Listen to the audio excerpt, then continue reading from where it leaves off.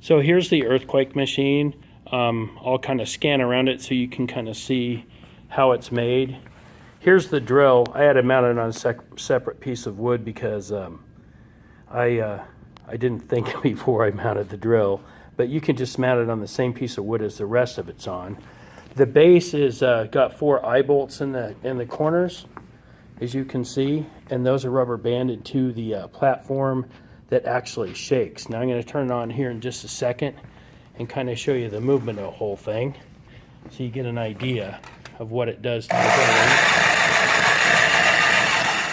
And then I usually shake it for about 10 seconds per trial, and then we'll see if the building stands up. So when I do the competition, what I do is I put the building on the platform like so, and there's some screws standing out of the platform. And then we put rubber bands around the screws to hold the building in place, like so.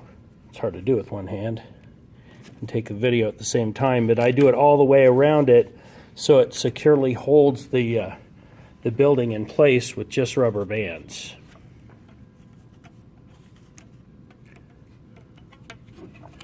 There we go. And then I won't do the fourth one, but it securely holds the building to the place. And then I always like get it secured down by moving the rubber bands down.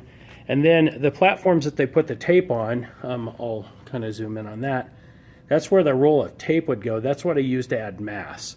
So, and their points are calculated just like I sent you in the worksheet. And so when it turns on with the building, this is a student building from last year, but I'll show you how it works. So you can see some of the movement of the building. I had to get to my switch.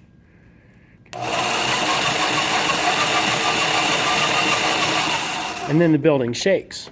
And so probably the hardest part for me was the underneath side of the machine. I couldn't figure out the bearings, so I just used an old skateboard.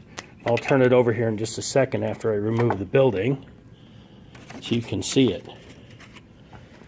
And there's really not that much to it. And I just slipped that off. This is a piece of PVC I use for the arm.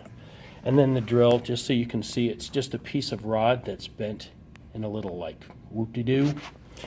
And then the bottom just has an old set of skateboard trucks on it. And of course, for decoration, you can put the cardstock skirt on it, name it anything you want. Well, I hope this was helpful.